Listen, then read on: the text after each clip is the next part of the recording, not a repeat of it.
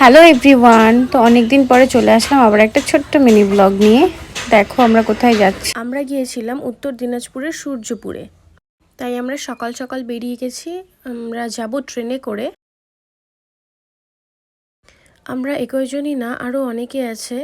অনেক দিন পরে ট্রেনে করে যাব আবার, তাই খুব মজা লাগছিল। যেতে যেতে গেলাম, এখানে বলেছিলাম আরও অনেকেই আছে। এই যে এখানে ওনারা আরও গাড়ি থেকে নামছেন।